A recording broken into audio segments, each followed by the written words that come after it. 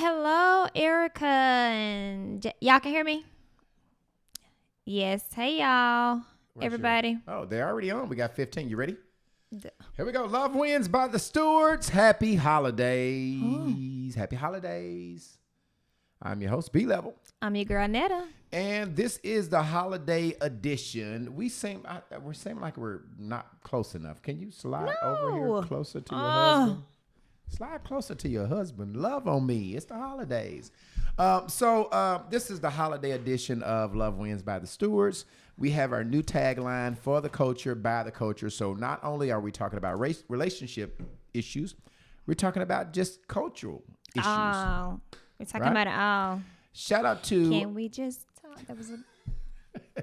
Shout out to Q Note, who is our podcast producer. We are broadcasting from home today. Yes. We are not at Empire. Yes. Shout out to Madison and Randy, who are our camera ops tonight.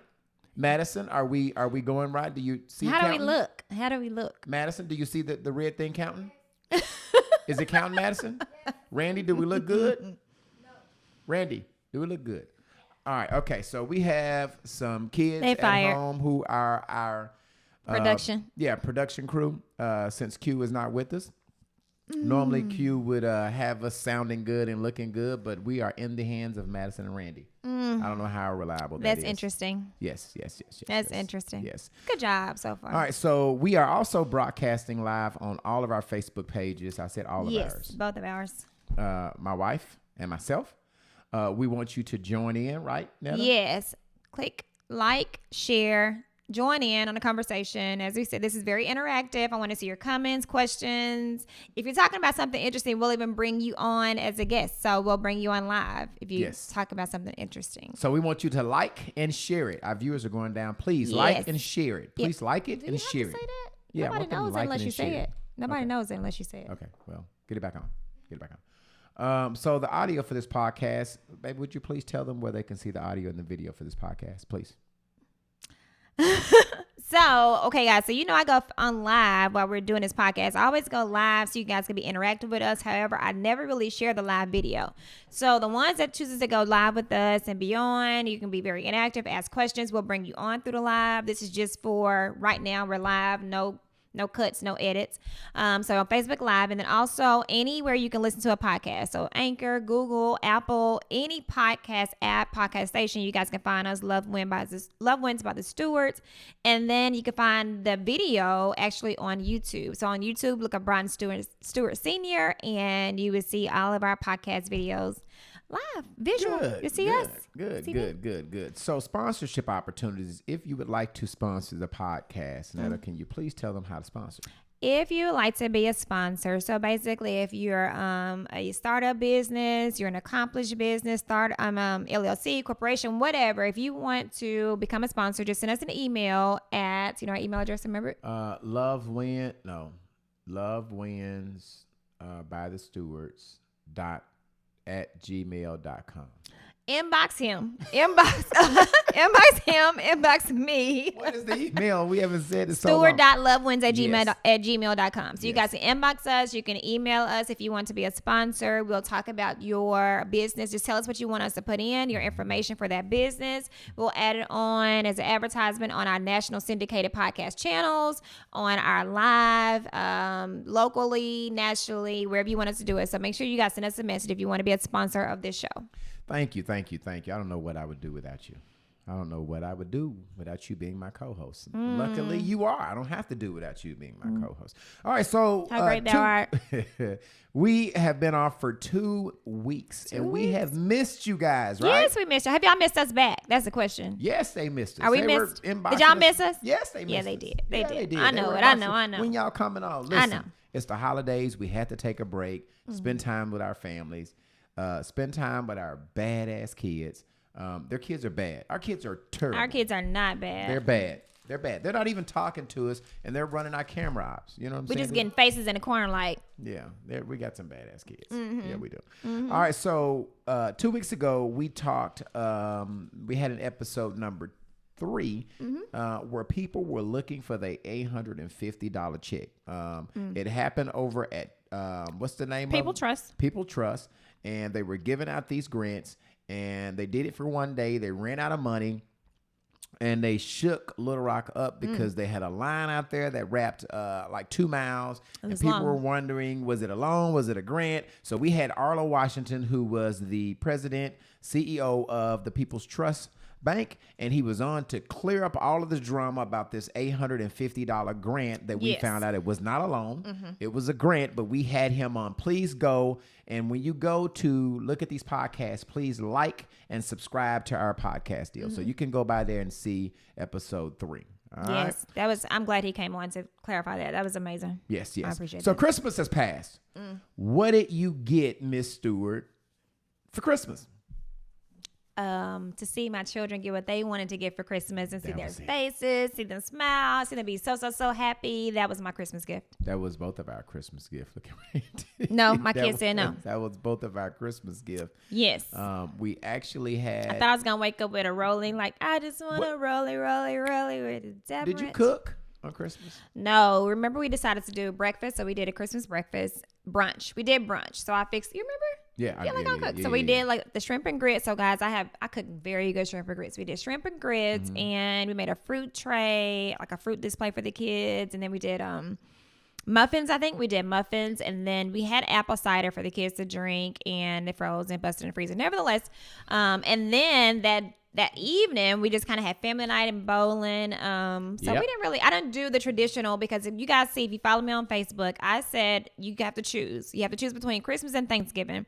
You can get the traditional dinner Thanksgiving or Christmas, but you can't get them both because I don't want chicken and dressing 30 days apart, because I cook like that anyway, like pretty much on Sunday. So they had to choose. So we just had the brunch, and then we didn't eat anymore. We didn't, because we went to the bowling alley. We didn't. Yeah, we ate at the bowling alley. Yeah, we ate at the bowling. We had some food at the bowling alley. We did. But we had a really good time with all our family, our friends, Christmas night. So we spent it with them. Then New Year's Eve. Let's jump to that. Let's go back. Wait a minute. Because we talked about Arlo. So here's something I need to share with you guys. Speaking of Arlo Washington and People Trust. So, we had Arlo on the show. We brought him on the show to do a clarification of the grant monies that was given. And he provided us with so much information. So in between that happening, in between him coming onto the show and we allowing him to kind of give information that was so much needed for us in the community, I now work for him. So, you got a job? Huh? He hired me to be his manager. So now I manage People Trust. Yeah. Isn't that cool? Yeah.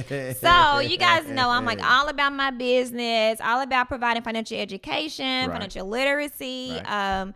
You can come see me at People Trust. I am there. There are grant funds, grant programs that he currently has. So right now they're working on, there were 2 grants that was actually given. So I want to give like a quick plug for People Trust. There were 2 grants that were given. One of the grants that kind of ran out of funds for was the $850 for those that was displaced or something for just pandemic assistance. The second grant, which you're still kind of, given funds for, it's like an ESG grant. So that grant is basically for those that's homeless or facing eviction. So if you're homeless, you're displaced. If you're homeless and you're facing eviction, please make sure to go on People Trust website, contact People Trust to do the application so that you can find some place to stay for yourself and your family. And I'll give further details on that later on. But yeah, so now I manage People Trust with Arlo. So cool? If someone wants to get in touch with you, how do they get in? You don't have your branch open yet, right? I mean, your branch. So right now we're working out of the location on 65th Street that's behind Washington Barber College. And I think the telephone number is 501-404-4857. You can go on peopletrustloans.org. You can go on their website, or you can call that number to do an application. So we do offer loans as well, but right now we're kind of really just kind of do we have grant assistance and loan assistance, and of course the grant that we're giving right now is those that's homeless and displaced. So if you're homeless and just displaced, living with someone, please call our office. We have applications that you can do because you want to make sure that everybody has somewhere to stay and lay their head, right? So that's a grant. That's money you don't have to pay back. So that money is for you to find somewhere for you and your people to stay. So make sure you go on peopletrustloans.org or call 501-404-4857 to get more information, right? And I like it because it's for the culture. We're talking about anything that's for the culture, by the culture. It's owned and ran by And our culture. it is. I like it. It is. Anything Absolutely. that's owned and ran by this, I'm with it. I'm with Yeah. it. I'm with it. All right. So can I just say, somebody just said, so can I just say this? So you guys know that I have been working in this financial services industry for like 19 years. Since 2001, I've been working in this industry. And I've only been with Arlo and People Trust. I've only been with them for just a few days last week. He came onto the show. I started working for him. So last week was kind of my first week there. And I will tell you guys that I am enjoying what this organization is, what it means. It is a financial institution, but it's a CDFI. I'll explain further what that means later on. But it is really community driven. It is absolutely community driven. There are funds given to the financial institution and give it to them so they can then give it back out to the community. So those that were misunderstood about what it means and what he's doing and what's going on, if you need further clarification, again, you can always inbox me, or that's what I'm here for financial education, financial literacy. That's what we're all there for. But I truly enjoy this place probably more than I've enjoyed any other banking job that I've had thus far, because it is really about the community and what we are and what we're doing and what it's for. So Cool, yeah, cool. And it's a 5-minute plugs. We will send you a bill in the mail. We're not. She owns the show, so we don't have to. Thank you. All right, okay. Thank you. All right, so New Year's Eve, right? So we're jumping to New Year's Eve. What did we do for New Year's Eve? You want to tell them about that? What did we do? So New Year's Eve we went a quick trip to Dallas. So we had other plans, but things happened. So we went to Dallas and we got on this party bus. And first of all, I was tired.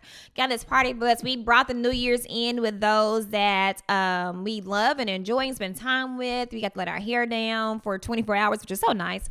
But so we went to Dallas. We got on a party bus, and the party bus for a few hours. And we went to Ecstasy. And we spent a couple of hours in Ecstasy.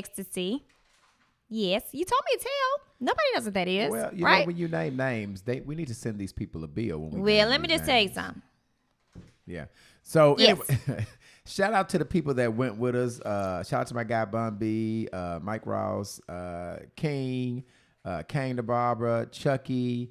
I think that was all the partners that came, but we spent it with them and had a good time. All right. So hold on. Okay, Charles. Yes, Charles, inbox me. I'll tell you how you can invest in People Trust. And yes, Stephanie, the branch is opening in North Little Rock. Is that on Broadway? On Broadway. Yeah, it used to be the old Bank of America City. building on Rose City. Yeah. Yeah, in Rose City. Yeah. Cool. All right. So our first topic that we're going to talk about for the holidays, since we talked about holidays, is grief during the holidays. All right. And so we're going to actually try to bring one of our people that are on live, and we're going to talk about how people are dealing with grief through the holidays. It gets really hard because you miss your loved ones. Can you bring, her name is Erica Esau. Can you bring her in? We're trying this for the first time. And let's see. I didn't even know that Facebook... Maybe we need to start looking at the updates more. I had no idea that this thing was updated as much as it was, because it's crazy. When I got ready to go live, I was like, what is this? You got to update it, yeah. Yeah, so I'll just keep going. I'll bring her in. And so we're going to bring, and that's our new feature. We're going to start bringing some of our followers on, our viewers on to chat with us live on Facebook. That way we can be interactive. With the COVID-19, you don't have to come to us anymore. We can talk to you right on camera. We've just got to learn how to do this. So we're learning how to do this live thing for the first time. So y'all bear with us. Because we're trying this for the very first time. We're trying to get Erica Esau in because she's had some experience with, there it is. You're learning, aren't you? I'm trying. She's had some experience with grief. For those of you that don't know, I lost my father about 2 weeks ago, and we didn't talk about that over the holidays. But I also had to bury my father during the holidays, which was a very hard time. I'm still grieving over that. I don't know that you ever stop grieving. I don't think so. Do you ever stop grieving? I don't think so. It's a lifelong deal when you lose a loved one and you're trying to cope with losing that loved one. I don't know. Can she request us or? Erica, if you're on, can you just try to request to join the live and see if we can do that? See if you can join us. I don't know if they will let you request us or if we request you. We're trying this for the first time, and Erica's on there. Hopefully she's still on and she can request us. so that we can get her on. This is new, so y'all have to bear with us because this is a new process, and we're trying something for the first time. What's that phone thing for? That's not for that. It's not for that. All right. So as soon as we get her on here, we're gonna talk about our topic of grief. And so we can talk about it a little bit while we're figuring this out. While my husband is like, you just have to kind of stop everything in the middle of why we can't do two things at once. But so as the topic comes about, so I know that the holidays are pretty much almost over, but I want you guys to kind of tell us, how do you deal with, grief over the holidays? It seems to be the most times that people, what I've kind of read and heard, and I've also been a grief counseling a couple of times. And so what I've heard and what I've been told is that, the holiday season seems to be the time when people grieve the most, only because you kind of, miss those around you around that time. You want to kind of spend time with them and see them. I know like now with this whole COVID thing going on, it seems to be a little bit more prevalent with, having to, see your family members on electronically by just kind of doing FaceTime or so many different things. Erica, try to do it now. I have to turn something on. So there's so many ways that you've had to try to see your family. So I still just kind of talk a bit about my situation. So I still grieve my mom. I lost my mom almost 10 years ago, and I still find myself grieving very heavily about losing her. That's something I don't think that I would ever get over. I'm learning to, and what I've learned from going to grief counseling is you won't probably ever get over it. You just learn to cope. Right. So I'm kind of coping with mine. There are still things that I have triggers. I have moments. There are things that I choose not to do that I've done. There is this movie that I just love, and my family now knows it's about me. But there's this movie. What is the movie? This Christmas. This Christmas, I can't watch that movie. I love it, and it's a really nice movie. But I don't like to watch it because that's one of the last movies that I watched with my mom before she passed away. Months before, so I just don't watch it. And then on the holidays, you seem to miss your loved ones even more. So that makes your grieving a little bit worse, because holidays is a time when you stop and you unwind and you spend time with family. So during the holidays is when a lot of times you miss them even more, because you start thinking of memories, you start thinking of past holidays, you start thinking of family time that you spent with them. So you're stopping and you're just thinking of them. Being that my father passed, a couple of days before Christmas, I'm assuming that every Christmas time I'm going to always be grieving, of him and thinking of him, because he passed around the Christmas time, around the holidays. And so it makes it really hard to grieve. It makes it harder during holidays because, like I said, that's the time when you normally stop to spend time with family, and that's the time when you're all around and you're making memories as a family unit. And so holiday grief is real. It really is real. Like I say, we buried my father on, I don't even remember when the funeral was. December 26th, the day after Christmas. It was the day after Christmas, and it's a blur to me. And we really did. Last Saturday we buried him. And it was just crazy. My father actually caught COVID, and it attacked his system really fast, and it took him down really fast. It's like he caught it on November the 25th, 7 days being at home. Then he went to the hospital with pneumonia, and he stayed in the COVID unit for 7 days. And then after they put him on a ventilator. And then 7 days after they put him on the ventilator, he passed. So, I mean, it was really, really crazy that 21 days after he, contracted the COVID, he passed. And so for you guys that don't understand this COVID thing, I mean, it is real. I mean, it is real. It is taking us out. And so when you're out, you want to try to social distance yourself. You want to wear your mask, and places that you don't have to go, don't go, because this COVID is very real. It's taken us out. My father didn't have any health conditions. I mean, just one pre-existing condition. yeah, he had diabetes, so I guess that was one of them. Mm-hmm. But other than that, he was a perfectly, in shape male. I mean, he worked every day. He was pretty strong. He was only 65 years of age. I hate this. So fairly young, and it just took him out, and it's crazy. It's crazy. How 21 days after you catch it, you never really think that that's going to be the last time you talk to your loved ones. That's rough. So it was just very surreal. It was just crazy, man. How. Hey, if you guys have utilized this live feature, this updated live feature on Facebook, can you tell us how to bring someone on live? This thing is not very user friendly. This is our first time going live since it's updated, so it is not the best. It's really crazy. Yep, it's crazy, and we're using it from the. Well, I don't think that really matters. It's just this is a whole new feature. I've never even used it since I didn't even know it had this on here. It's crazy. Erica, just stay with us. We'll get you on. Yeah, we're gonna get Erica Esau on to talk about it. Let's jump down to our next topic, and we'll come back to grief if you're cool with that. Bring my phone ready. Bring your phone ready. So since then, while we were gone, thank you. Since while we were gone out of town, the governor, Governor Asa Hutchinson, decided to extend the closing times. Make sure that you didn't knock that camera to move, Randy. You see both of them. That you could. He extended the time for the restaurants and bars to close at 11 p.m. Initially, he had decided the 1st of December that he was going to have that to be in existence until January the 3rd.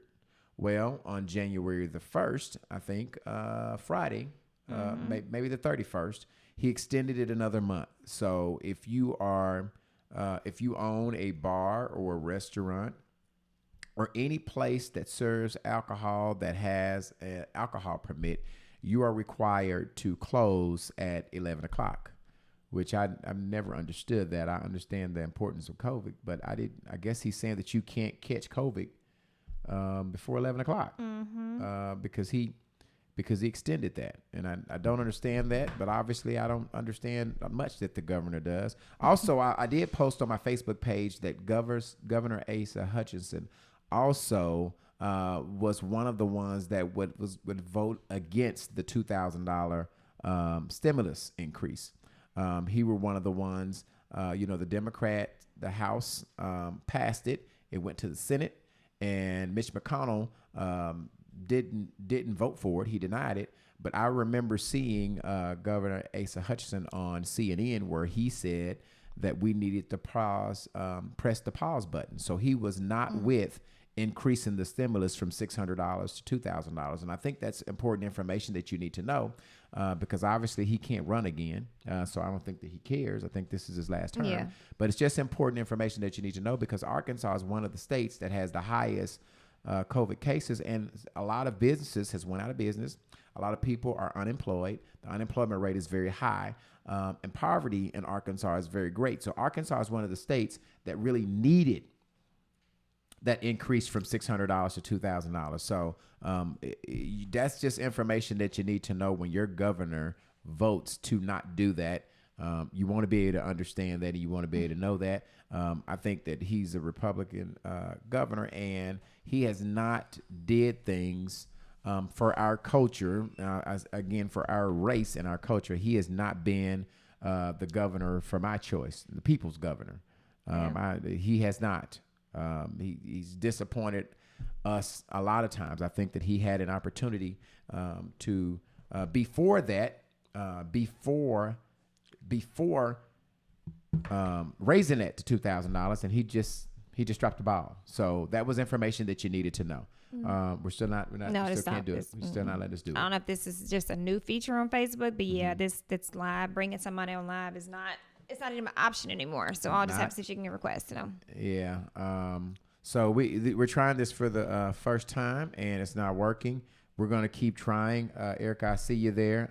But she's dealing with grief, and she inboxed me and said that we should talk about this, and we wanted to get her on, and we're gonna keep trying, even though we're trying to figure it out. The second thing that I want to talk about is I think on the 29th of December we had this big Erica. We have not forgot you. We're still working this out. We had this big meeting for the city board directors where Director Lance Hines was trying to get the board of directors to vote that they had lost confidence in our police chief, Humphrey. And that was a big deal. I actually attended that meeting 2 weeks before the 29th. They gave a lot of people that showed up the opportunity to talk about this, or I don't know if it was a resolution that he had brought up. And he was saying that he wanted the board to, obviously the board does not have the right to hire or fire Chief Humphrey. That's solely the responsibility of Mayor Frank Scott Jr. But he wrote this resolution up so that the city directors could vote to influence Mayor Scott for this. It was fireworks as usual. I mean, if you have the opportunity to go on YouTube and follow the city board directors page, I promise you, you will be entertained on every city board meeting that it is. I promise you. It was, I mean, I found it very strange that these city directors can disrespect Mayor Scott at will. They crazy. I mean, Joan Adcock was doing on her disrespectful stuff. Lance Hines, he was on his disrespectful stuff. And even though Lance Hines read and said that this issue was not a racial issue, he said, I find it pretty strange that every time a white person has a conflict with a person of color, we say it's a race thing. Yeah. So do we play the race card too much? I don't think it's playing a race card. I think it's just calling it what it is. But let me just say this. I do want us as, you know, I haven't been able to attend the meetings, but I have been able to watch them because, of course, they're live, and then I kind of go back and watch. But I do want us as African Americans to sometimes know that because someone is speaking of something of a different color doesn't always make it a racist situation. Right. I think the things that make it racist will be, of course, their objectives, the things that they say, their actions. It's more or less their actions, the things you hear them say. That can be a level of uncomfort to be racism. So please don't get it in your mind that because someone holds a position and they're of another race, it's just racism. That's what I just don't want some to fall guilty. I think sometimes people fall guilty of that because someone that's of another color say something that's going to be could be in a negative connotation for someone that's African American. We automatically believe and automatically say, okay, well, you're just being a racist because they're not the same skin color as I. They just kind of may disagree with the situations. Now, if their actions show that, or if, you know, the things they have said that make them seem racist, then say that. But don't always be so stuck on because they have a difference of opinion that they're being racist. So make sure that that's a very strong term to use. Can you bring that down? I see the numbers. What? That's a very term. I mean, you can say that there. That's a very strong term to use to say that about somebody, and when you don't have really facts. And so sometimes they can make you look seem insensitive or even be racist yourself. Like African American people can be racist too. So please don't be guilty of because someone have an indifference of opinion and they're not African American that they're racist. That's all I'm asking. Just be fair. And that's kind of what he said. He said it's quite a shame that we I think I can do it this way. Yeah, do it that way. Just keep talking. I am. I'm just I mean, just talk. Y'all see how she tells me what to do all the time. So anyway, that's what he was saying is that every time somebody of a white color has a conflict with somebody of color, that we play the race card. And so I want to know, do we play that too much? I mean, are we guilty as a race of always, every time we get into a conflict or a difference with somebody that's white, we say they're racist? A lot of times, yes. Yeah, I want somebody to comment, give us some results and comments on if they feel like that's true. When you have to start your deal by, I'm friends with this person and I'm not a racist. That's not always true. That's not. No, it has been. I didn't say you was. I just said, but but I just don't. Here's the thing: they're not there. I don't want us to have if there are qualifying factors of you being a racist. Right. So I've heard people say, if you, like you were just about to say, if you start off saying this, and I've heard people say, okay, if you got to tell me that you have 3 black friends, that make you racist. Well, no, I didn't say that. I think sometimes for some that there's a level of uncomfort. So they say that in just a moment of saying, listen, I want you to know that you're not the only person of color that I deal with in this capacity. I have other people that I deal with in other capacities as well that happen to be the same color as you. So because they pinpoint that out, doesn't say, okay, you got to tell me you have 5 black friends or you had 3 black people over your house. Okay, that makes you a racist. That's not true. If you have to tell me how many black friends you have, that doesn't make you a racist. Something is wrong. I didn't say you're a racist. Nothing's wrong. If you have to say, I have 5 black friends, if you have to tell me how many black friends you have, something is wrong. We have a difference of opinion because I don't believe that. And let me just say this. I do acknowledge that there are people we still live amongst those that are racist. I'm aware of that.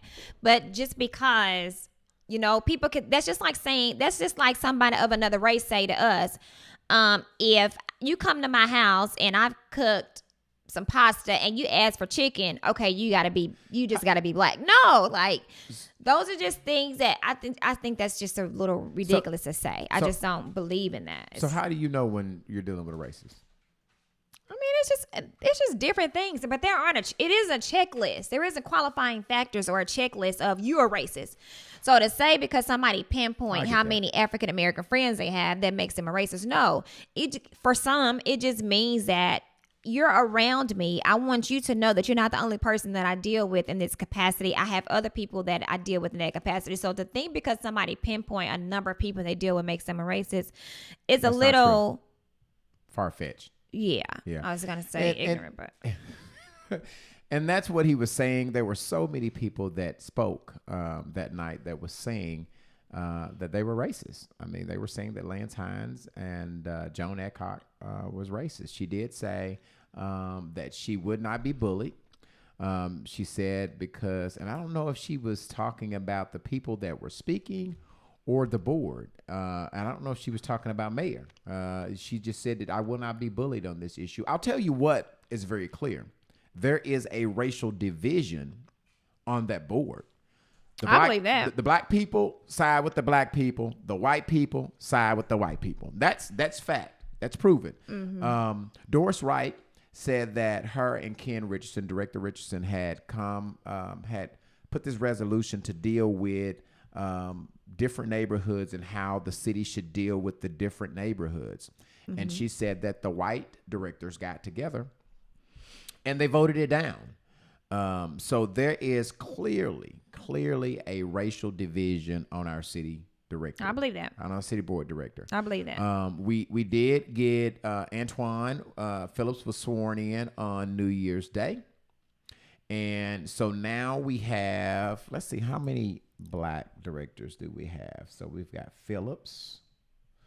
We've got Doris Wright, Irma Hendricks, Ken Richardson. Is that we only have 4? I think that's. What did name again? Irma Hendricks, Doris Wright, Ken Richardson, Antoine Phillips at large. We only have 4. Am I missing somebody? Oh, I think that's it. I think that's it. Mm-hmm. So I obviously think that the board of directors, the board should mirror the city that it serves. Little Rock, give or take, not necessarily. I think it should.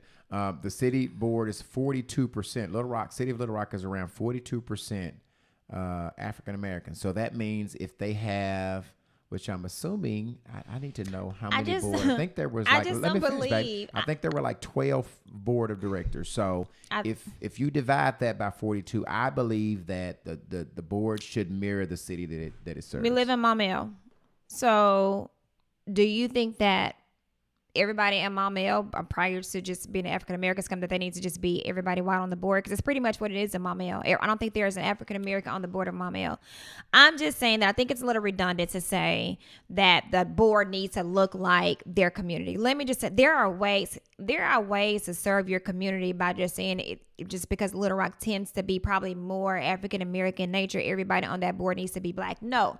Should there probably be an outstanding number of African American people on there than it is Caucasian? Probably so. What do you mean when you say outstanding number? What I'm saying is I do think that number should probably be a little bit greater than it is. So there probably needs to be a little bit more on there than it is Caucasian, because I mean it could probably be more relation. But to say that, okay, it needs to look at their community, okay, explain that, because everybody that look like us aren't for us. Right. And so what I'm about is, if you're going to be for us, and so that's what that's what I'm looking for. So I just not happen to, you have a business in Little Rock, so that makes me be a little bit involved, but it does not mean that because everybody look like us that they're for us. True that. Or everybody that's going to tell you that they're going to be for us will then be on the board and behind an executive session. They're going to be representative of what you think they're going to be. I can tell you anything when you and I meet on the streets, or anything we're behind closed doors, that I'm going to fight for this, I'm going to say this, I'm going to do that. Well, let's say this. But then when they're in executive session, when they're having to do these things and they're with their constituents, that doesn't mean that they're doing what you're expecting them to do because they're the same color as you. Well, I have a better chance of having them to do for what's best for our culture if you understand it, if you understand our culture, if you're part of our culture. I'm not saying that they're going to always do what's best for us because you are black. Yeah, so somebody just said that, and I agree.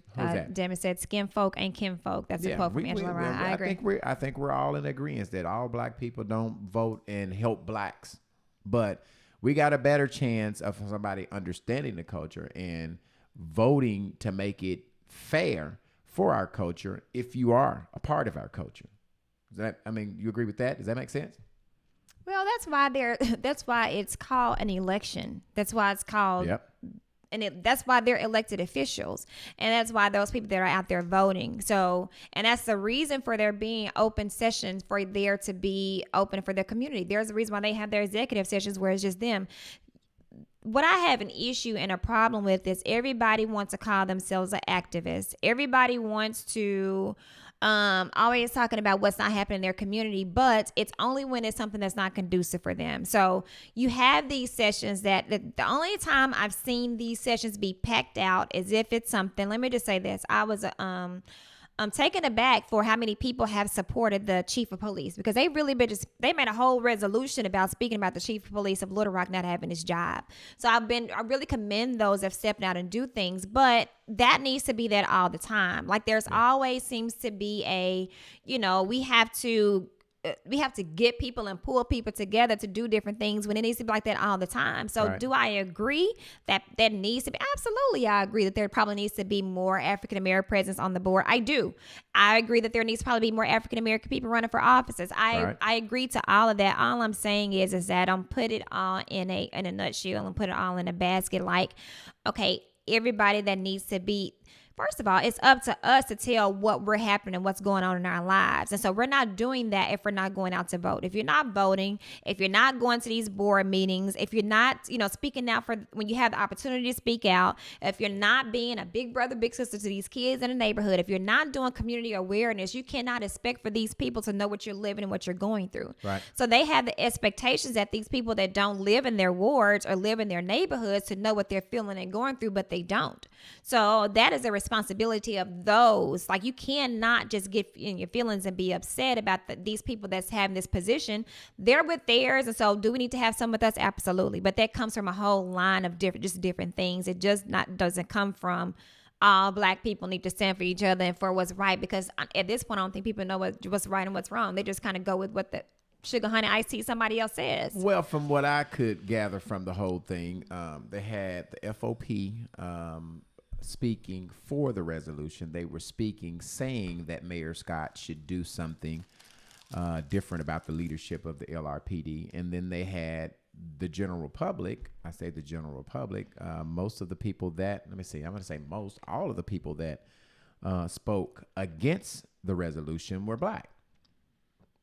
So the black people were saying we should keep Chief Humphrey. He hasn't done anything wrong. He is shaking the police force up, which is getting rid of the good old boy system that has been in place for a long time. He is changing some things. He are making the police accountable to us. For the first time, African Americans feel sort of safe in the city. And those were the things that were said against the resolution. Now, the people that were for the resolution, which was they had a retired police. He had been with the police force, I think, 32 years, and had been with public safety for 38 years. And he said that police were leaving them. They were quitting. You had supervisors who had tenured on the force were quitting because of his ineffective leadership. He said the recruiting classes were not great, and they said that crime was up because of the lack thereof. Caravanning in the city was up, and they were blaming all of those things on Chief Humphrey.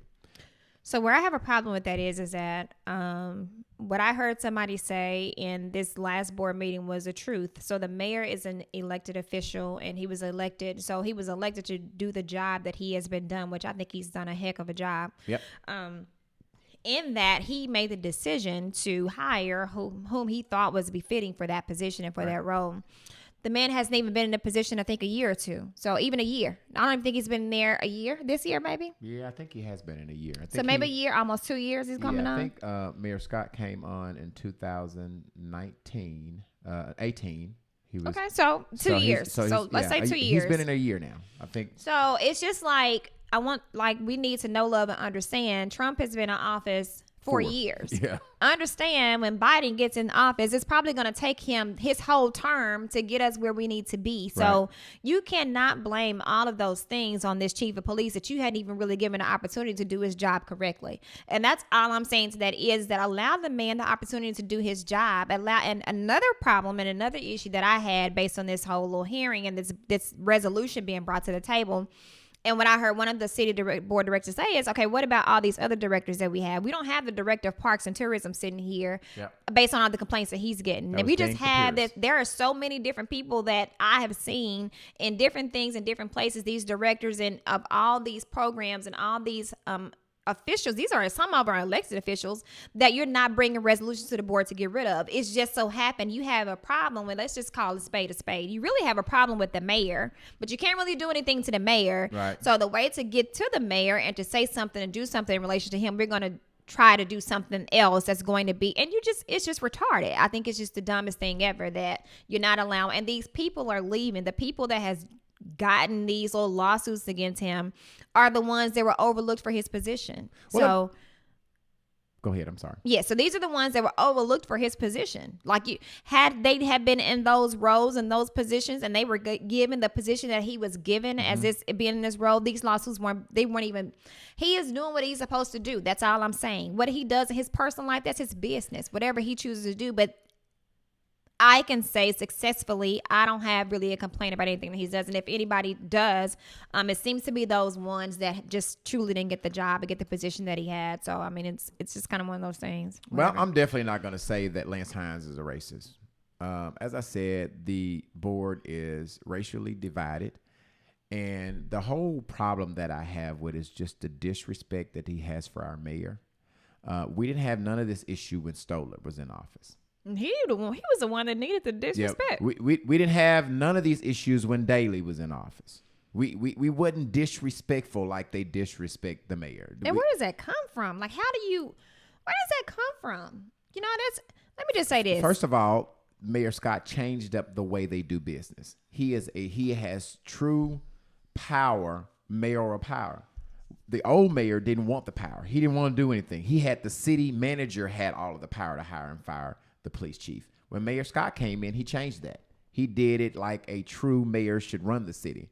Mayor Stoller didn't want to run the city. He wanted to sit around and get paid, so he didn't really care about. He had the city manager to do all that. But they consistently disrespect Mayor Scott. They just talk all over him, and you know he's a nice guy. I don't know that I could be as professional and as understanding and as nice. Me neither. As some of these, because they be on some disrespectful They be on some just Kudos disrespectful. to him. Kudos to him. I ain't lying. Then, like you said, it's all about him. Because you can't fire him, now you want to bring in question his ability to lead by saying you've got somebody on the job that we don't agree. Because you don't have the authority to fire him, now you want to. It's not really about the chief. He's just a pawn. It's really about Mayor Scott, Lance Hines, and I'll say this. I really wish Sheridan Richardson would have won against Joan Adcock, because she and I'm not saying she just. In order to move our city from disconnect to connect, we have to get forward-thinking people on that board to make ordinances and rules for our city. We can't have people. I think the average age of our city board is like 60-something. That's way too old. If we want to grow, we need some young, forward-thinking. If we want to get like Dallas and Atlanta, if we want to stop losing our citizens that's moving to Dallas and moving to Atlanta, we got to be in a position for our city to grow. And in order for our city to grow, we have to get people who have the mindset to put in ordinances that will have us to grow.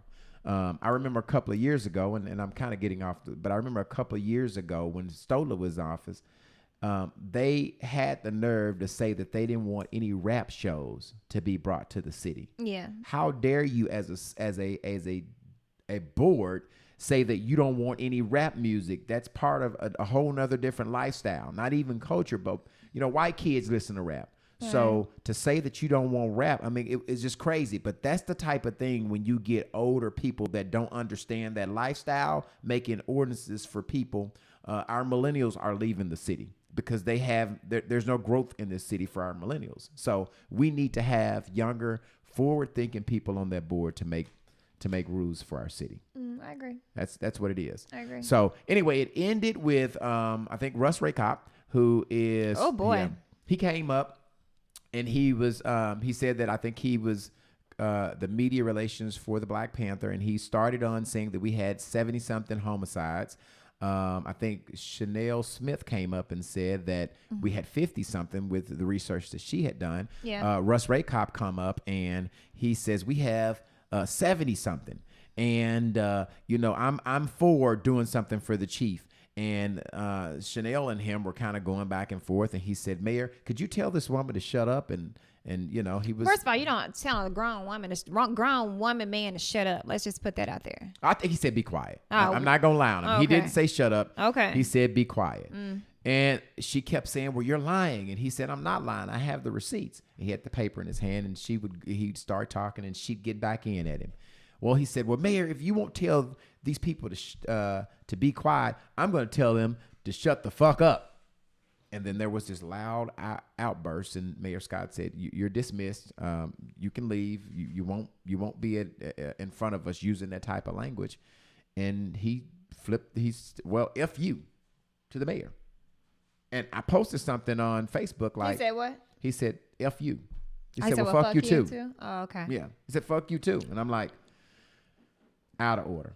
And so obviously he was thrown out. And that was the end of the meeting. I did hear Dean Kapir saying that he thought that the chief was the wrong person for the job. He was going to vote against that resolution, but he wasn't going to vote against it, not because he thought he was the right person, but he just felt like it was out of order to be bringing for the board. So anyway, Lance Hines ended up bringing the ordinance down, and that was the end of the meeting. Yeah. That was the end of the meeting. It was very entertaining, and I will tell you, if you want to keep up with city business, which I watch every city board director because I want to know what's going on in our city, go to YouTube and look for, I think it's Little Rock City Board Director meetings.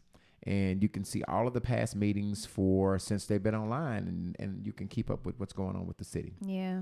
All right. I will say to Erica, we will get you on next week. Obviously. I need her to, while she's watching, because it's allowing me to bring everybody else on. So Erica, if you would just get off the live and close out your Facebook and come back on, because when people are coming on, it's allowing me to bring them on camera. So if you would just go out of the Facebook and come back on, and then we'll try to do it that way, because it's allowing me to do this option with everybody except you. So Erica, if you hear that, go off and then go back on. We're going to try to get you on.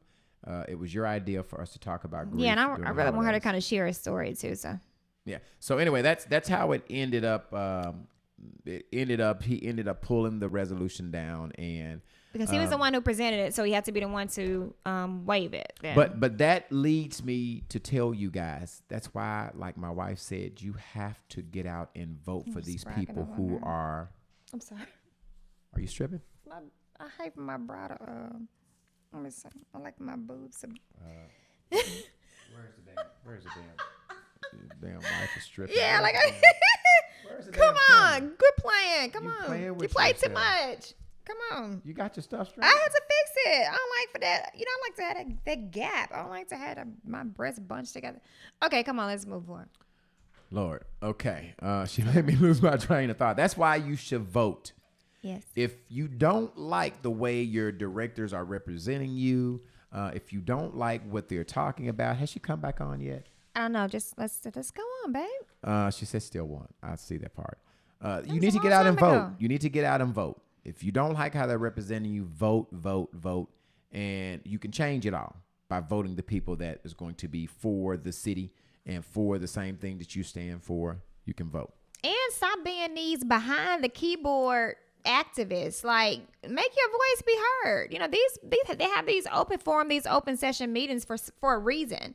So stop, want to be these activists behind the keyboard, and then when it's time for you to stand up and, to say what you need to say and what needs to be done, you don't say anything, or you can just kind of be in the amen corner. Like that's the purpose of these sessions being open. Go up and speak for what you believe to be right, and let your voice be heard. Is there any other comments that people are asking us about online that we need to? Yes. Erica actually asked, she said, what is your opinion about those who want to defund the police? What do you think about that? So somebody was saying that they should, I think that was Russ that's saying defund the police, that you should have a metro police department, like not a county and a city, that you should have the county basically take over and be a metro, have one police department. I mean, I don't think that you defund them, because I think we need policing. We obviously need law and order. So I don't know that I agree with defunding the police. I think that you have to have people that, and here's the thing about Chief, he's bringing 21st century policing to Little Rock, which we've never had. And the FOP and the good old boy, they ain't letting all that. And I will say, I will mimic what my wife said. I have not met him personally, but all of the things that I hear about him, all of the things that I see him doing, the community is rallying behind him. He seems to be very interactive with them. He works for the city. So he seems to anybody that wants to get a meeting with him, he makes himself accessible to him. So I don't know what the big fuss is about. So I don't know that I'd agree with the defunding the police. I think we need policing. I think the police are needed. Absolutely. Yeah, if we defund them, we need policing. We just can't have citizens policing us. We need some professional trained police to have law and order in this that doesn't city. say that all police are professionally trained. Let's just say that for the record. Most police officers that I've seen are just people that were bullied in high school, worked in the prison system. Now I want to be a police officer. Was a security guard at some point, want to be a police officer. Like some, there are some that are just awesome, they're just kind of good at their jobs, good at what they do, and I appreciate them. So I'm not, and yes, I was married to a cop. Yes, but nevertheless. He was a good police, right? What? Was he a good police? The cop that you were married to. Anyway, so there is, I just feel that there are some that are good and for the good of the people. So I don't believe in defunding them, but I do. Here is my way of battling the police. Like, just know your rights. Like, know what your rights are. If you know your rights, then I'm not saying you have to battle them, but knowing your rights will keep you safe and keep you out of a lot of foolishness. It would kind of keep you in. Now, there are some out there, no matter what you say and or do, they're going to abuse their privilege. Yeah, that's just going to happen. But just kind of know your rights and have conversation with your kids and all that. So here's a rule that I think should happen. I think so many police charge people unlawfully. I think if you're arrested and you go to court and you're found not guilty, I think the city, I think the state should be responsible financially for that arrest. I've told you that. Like, I didn't finish, babe. Once you're charged with something, you have to be bonded out, which costs money. You have to go get an attorney, which costs money, for them to go to say that you're not guilty. You don't get that bail bond money out. You don't get that attorney money back. So I think that once a police arrest you, if you go to court and you're found not guilty, not dropping it. If they find not guilty, if you go before the judge and he finds you're not guilty, I think the city or the state or whoever, if it was a city police, I think the city should be refunding you some money. And that way, all of these false arrests that they're doing, when the city or the state has to pay money, they'll get on top of it. You know, I had this attorney friend, and what they told me about, you know, people always say you're innocent until proven guilty, and what they've always told me is that, you know, especially like in the state of Arkansas, you're guilty until proven innocent. So the reason why you're having to pay these attorneys is because you need somebody to prove to you that you're innocent. Like, which makes sense. You're charged and or convicted of a crime. So they're in their mind, you're guilty. So you're going through all this legwork to prove yourself innocent. You're not innocent and, you know, to proven guilty. You're really seriously guilty until proven innocent. Right. So you're going through all these motions to seriously prove yourself to be innocent because they've already charged you in some sort. They've already convicted you of some sort. So now you're having to prove your innocence to the judicial system, I guess. But yeah. Madison, are we still going? You see it? Okay, good. All right, I think Erica's like live on her page. So, because it's been giving me her green camera. That's why we can't bring her on. Because she's like live on her own page. But she shared it, right? I don't know. It just shows. Is that why? I don't know. All right, so we are going to, obviously we're going to save this topic for next week. And Erica, we'll be at a place that you can come, and because this grief during the holidays is very serious. We do want to talk about that. So next week, Erica, we promise we will get you on. Last question before statement. Huh? You got a statement? Go ahead. My wife wanted to ask the question, does forgiveness require forgetting? And we want your opinion on this. So please, if you're on our live, chime in. If you truly forgive someone, do you have to forget it? The answer is no. Your opinion is? The answer is no. Okay, that's your opinion. Explain your opinion. Explain why it's no. Who sings that song? I'm willing to forgive, but I can't forget. What? Somebody sings that. I'm willing to forgive you, but I can't forget because you really, really hurt me this time. I guess I can't go on, but I must admit. So this is an argument in the house all the time. Because I truly believe that true forgiveness, when you truly, truly forgive someone, you don't bring it back up. If you bring it back up, you didn't really, truly forgive that person. You just said you did, and you're willing to move on and move forward. But if you truly, truly forgive someone, you don't have to keep bringing it back up. That's my opinion.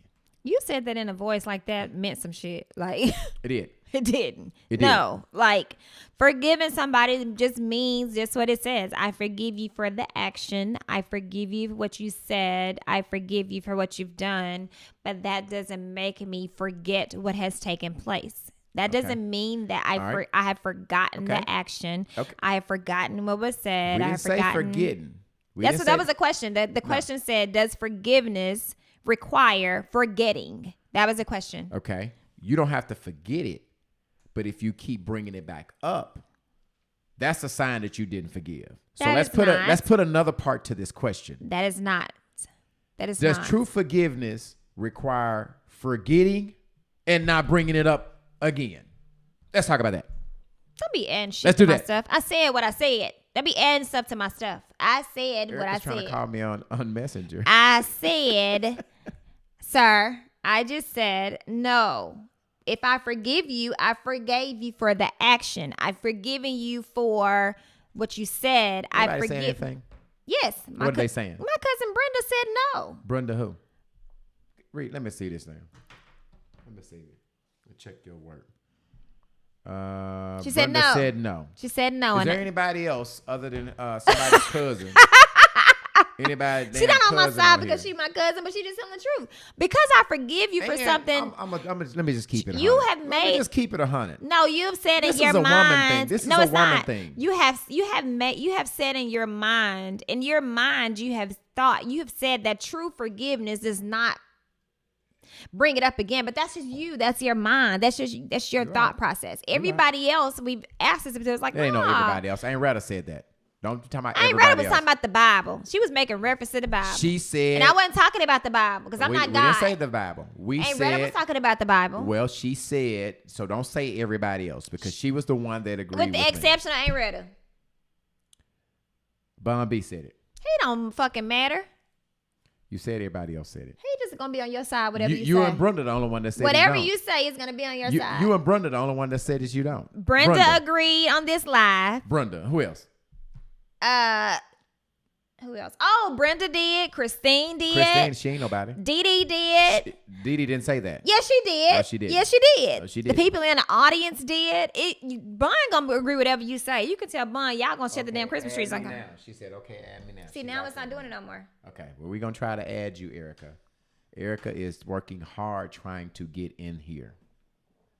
But anyway, so I'm just telling you, like, because I forgive you for something doesn't necessarily mean that, okay, now I'm never going to bring it up again. I'm not going to think about it. I'm not going to talk about it. That doesn't mean that. That just means that I forgive you for the action and we can, just go on. But it doesn't mean that, brother man, like, I'm not supposed to talk about it no more. Well, then you really didn't forgive me. That's not true. You didn't.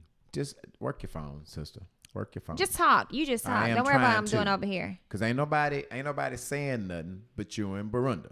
And we telling the truth. What's her last name? Brenda who? Brooks. You didn't say nothing. Brenda Brooks. Erica's going to have to go off and try to come back on because every time somebody else come over here, it let me bring them on camera. It sure does, Erica. Go off and go on again, Erica. We're trying very hard anyway, to get Brenda, you on. so I'm trying to get him to understand that because I tell him I've that. never met Brenda. You have. We've been over house. It's Uncle George's daughter. Uncle George's older daughter. Oh, hey, cousin Brenda. But you don't know what you're talking about. You do not know what you're talking about. Brenda, anybody, let me just tell you this. Anybody that agrees with my wife, they ain't playing with a full deck anyway. You understand what I'm saying? You don't agree with my wife because my wife is not playing with a full deck. She's not. No, his wife ain't playing with the bullshit. So I hope Bishop don't click on this live because sometimes he is on here. Sometimes Bishop will click on the live and surprise somebody, but now his wife just don't be on the BS. Shout out to Grace Temple who laid it out for my father. Forgiving somebody that just means I forgive you. We can try to work on what I'm forgiving you for, but I ain't forget. What Brenda say? She said yes. Yes, I do. Bring them on camera. That's right. That is true. Oh, there she is. Bring them on camera. Okay, Erica, we bring you on. Let's see if she coming on. We push ad. Just wait a minute. You get so excited. I want to see her. I'm seeing her. Kevin Hart looking in. So excited. It says bring them on camera. Hit it again. Brian, just chill. Okay. Okay, she has to accept it. Yes, it say you have to accept it, Erica. Once we get you on, we're going to learn how to do this. Okay. She just has to accept it. It says you have to accept it, Erica. I don't know what's going on. Obviously, we're trying. We're really, really trying hard to get you on. See? I'm not trying to bring Dominique. I'm trying to bring Erica on camera. Just try to bring somebody else, see if it works with them. Okay, I think you have to accept it, Erica. I'm bringing you on. Anyway, but while we're waiting, because I don't want there to be no silence on our video. So thank you guys for agreeing with me because it is the truth. Brenda, thank you, Brenda, for agreeing with her. That one person. Thank you. I wish somebody else would. Everybody does. So those that are argument. Those that are on the live. So those that has came on, don't make me call y'all out. So those that has just joined the live. The question was, Does forgiveness require forgetting? So because you forgive somebody for something, does that require you to forget what you have forgiven them for? Yes and or no? That is not the question. That is the question. I was the one that asked the question. But that's not all of the questions. That's you what just I'm talking. added your shit on at the end. My question was originally, are you saved? Are you saved? And sanctified. Why are you doing all this cussing? Because I'm a grown-ass woman. You cuss every time you talk. No, I don't. On the way, you know what? On the way home, I wanted to stop you because you was like, MF-er. We got MF pastors for this. MF for that. That's all you do is curse. So the question was, does it require you to forget? And if you bring it back up, do you truly forgive them for it? If you keep, you just added that on, Brian. I know it because it has to be the right. No, it doesn't. Because you just want them to answer to that. Of course, people are going to say no, but you have to say the other part of it, which is the important part. If you keep bringing it up, there is no other part. Okay, that was the only part. All right, well, I'll let you have it your way. There was the only part. The part was, if I forgive you for something, that just means that I forgive you for the action, for what you said and whatever. That doesn't mean that I'm going to forget about it. Okay. Right? No. But I mean, if that's what you want to do, that's what you want to do. All right. So we are over. He sucks. Yeah. We're over our hour. And so if we bring Erica on right now, we're going to go way over. So, do you want to try to get her? You want to end this one and try to get her? Do we want to stay on and keep trying her? Or what do you want to do, Mrs.? What are you saying? I'm confused. Listen. You listen to me, Linda. I was listening, but you said you asked something that didn't make sense. Right. Do we want to just try to get her on next week? Do we want to try to end this because we're rolling over an hour and we got technical difficulties going on and we need to have her. So obviously we're not going to be able to get her on.